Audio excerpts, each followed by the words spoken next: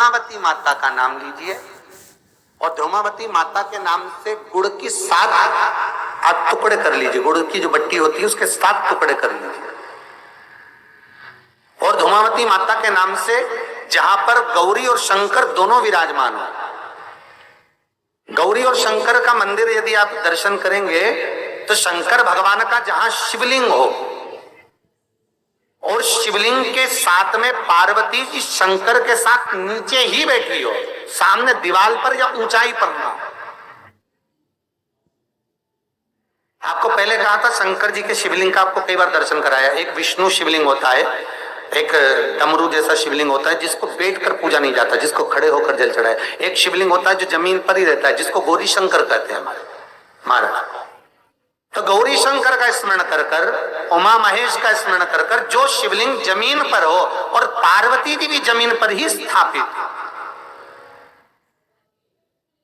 गौरी शंकर का स्मरण कर कर शुक्रवार के दिन शंकर भगवान पर प्रदोष काल में समय के शाम के समय पर सूर्य अस्त के कुछ ही क्षण में वो गुड़ की डिलियां आप शंकर भगवान को चढ़ा दीजिए और गौरी माता का स्मरण कर कर उसको उठाकर ले आइए। जिस दिन उठाकर लेकर आए, शनिवार, रविवार, सोमवार, मंगलवार, ऐसे 7 दिन लगातार दरवाजे के बाहर उसी शिव मंदिर के द्वार पर बैठकर आप वो गुड़ की डली को खा लीजिए। महाराज, जिंदगी में कभी घबराहट नहीं हो सकती, सिर दर्द नहीं हो सकता, बेचैनी नहीं हो सकती और पसीना नहीं आ सकता घबराहट के कारण। रात को चक सो आनंदमय, पर गौरी शंकर होना चाहिए। गौरी शंकर का स्मरण।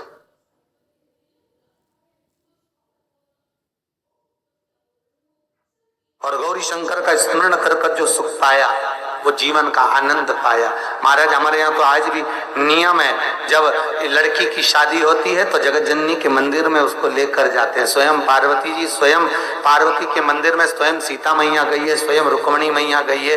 क्यों? क्योंकि वो गौरी से सुहाग मांगती है। गौरी माता अखंड सौभाग्य देती है, साथ में सुख और समृद्धि भी प्रदान करती है। कि शंकर का जो शिवलिंग होता है और मां जगत जननी का जो हस्त कमल होता है, जिस गोल जलाधारी पर शिवलिंग रखा जाता है, उस जलाधारी के नजदीक में शिवरात्रि कोई से भी महीने की पड़े, 2 या 3 शिवरात्रि पर शहद को इस उंगली में लगाकर उस पर चंदन की एक गोली बनाकर, चंदन पीसकर उसकी गोली बनाकर शहद के साथ में इस उंगली पर रख लीजिए। जहां पर शंकर भगवान का शिवलिंग जिस मां जगत जननी के हस्त कमल पर जहां रखा हुआ है, उस स्थान पर उस बहू का या सास का जो भी चिड़चिड़ कर रहा हो, क्रोध कर रहा हो, विवाद पड़ा हो, कोई पूछ नहीं रहा हो, बड़े दुखी हो गए हो, उसके नाम का स्मरण कर कर गोत्र बोलकर लगा दीजिए महाराज। और शंकर भगवान का नाम स्मरण कर कर विनती कर कर लगाना। मुझे उम्मीद है कि बहू और सास, मेरा तो निवेदन है, सास बहू के लगा दे, बहू सास के लगा दे। मेरा मन है, शिव महापुराण की कथा कहती है, उन दोनों के स्वभाव में अगर पूरा अंतर नहीं आया तो इतना तो विश्वास मुझे कुबेरेश्वर पर है कि 75% तो आराम लग ही जाएगा। पूर्ण नहीं भी लगा तो 75% मुझे विश्वास मेरे शिव पर कि उसका स्वभाव बदले। महाराज, स्वभाव बदलने के लिए ये जो जगह होती है, भगवान शंकर का जहां शिवलिंग रखाता है, देखिए, फिर निवेदन है, अगर अदालत में भी बात चल रही है और लड़का लड़की का संबंध टूट रहा है और कोई बेटी चाहती है कि मेरा संबंध ना टूटे, कोई लड़का चाहता है मेरा संबंध ना टूटे, तो स्वभाव बदलने के लिए जहां शिवलिंग रखा रहता है, उसकी जो धारी होती है, जहां शिवलिंग रखा है माता पार्वती का हस्त कमल, ये स्थान सर्वश्रेष्ठ माना गया, सर्वश्रेष्ठ। मालूम पड़े अदालत में आधा केस भी चल गया, 4-5 पैसे भी हो गई और संबंध टूटने की कतार पर, और लड़की चाहे कि मुझे संबंध नहीं तोड़ना, लड़का चाहे कि मुझे संबंध नहीं तोड़ना, तो ये मध्यस्थ बिंदु जहां शिवलिंग रखा है जलाधारी पर, जहां मां जगत जननी का हस्त कमल है, शंकर भगवान का स्वरूप मां के हस्त कमल पर जहां पर विराजमान है उस स्थान पर अगर नारी हो पुरुष हो शहद और चंदन का स्मरण अगर करवाता है, पूजन करता है, अर्चना करता है, तो 2 पेशी के बाद में वो केस खल्लास हो जाएगा, समाप्त हो जाएगा, उनमें प्रेम बढ़ जाएगा और वो संबंध वापिस टिक जाएगा, वापिस टिक, टूटेगा नहीं।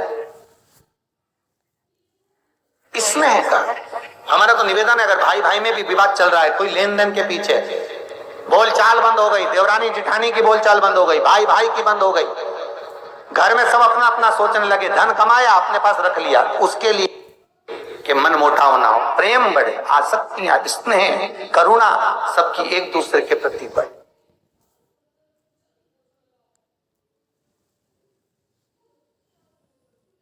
भगवान शंकर को पूर्ण अक्षत चढ़ता है। शंकर भगवान को आधी अधूरी बेलपत्र नहीं चढ़ती, शिवजी को पूर्ण बेलपत्र चढ़ती। शंकर को फूटा हुआ श्रीफल, बदारा हुआ श्रीफल नहीं चढ़ता, शंकर को पूर्ण श्रीफल चढ़ता है। हर हर महादेव साथियों, शंकर को जो चीज चढ़ती है वह पूर्ण समर्पित होती है, खंडित नहीं होती। इस बात का जरूर ध्यान रखना चाहिए। बेलपत्री को भी ध्यान से देखें, कहीं वह कटी फटी नहीं हो, पूर्ण हो, उसके बाद ही बेलपत्री इस तरह से शिवलिंग पर समर्पित होती है। जो मनोकामना आपकी अधूरी है उसे पूर्ण करने के लिए शुक्रवार का दिन सबसे ज़्यादा सर्वश्रेष्ठ है। और अभी जो शुक्रवार का दिन आ रहा है वह आ रहा है दशा माता को, तो दशा माता का भी दिन रहेगा, शुक्रवार भी रहेगा, तो माता रानी की असीम कृपा उस दिन रहेगी। शहद वाला उपाय जरूर और ज़रूर शुक्रवार से आप प्रारंभ करें और ज़रूर आपकी मनोकामना पूर्ण होगी। तो जो भी दशा माता की पूजन करते हैं, अर्चना करते हैं, बड़े ही भक्ति भाव से, श्रद्धा से करें। इस उपाय को भी करना चाहते हैं तो वह साथ साथ इस उपाय को भी कर सकते हैं। तो ज़रूर से आप इन उपायों को करें और उपायों को जानने के लिए चैनल को ज़रूर सब्सक्राइब कर दें, वीडियो को ज़्यादा से ज़्यादा शेयर करें। जब कोई कार्य ना हो फिर निवेदन करूंगा, जिस कार्य के लिए आपको बार बार सोचना पड़ रहा हो, बार बार विचार करना पड़ रहा हो और कार्य नहीं हो रहा हो, एक लोटा जल, उसमें लाल चंदन, चावल का एक दाना उसके अंदर डालकर बेलपत्री के वृक्ष के नीचे उस जल को भगवान शंकर का नाम लेकर, जैसे सूर्य नारायण भगवान को अर्घ देते हैं कमल हस्त बनाकर, हाथ में कलश लेकर, उसी तरह धीरे धीरे बेलपत्री के वृक्ष के नीचे समर्पित और बाबा से निवेदन कर आए कि बाबा मेरा ये कार्य आज से मेरा शंकर पर आप आओगे, 15 से 20 दिन होंगे और बाबा आपका कार्य कर देगा। आप जल चढ़ाओ। इस उपाय को लगातार 7 सोमवार जरूर करें, मनोकामना जरूर पूरी होगी।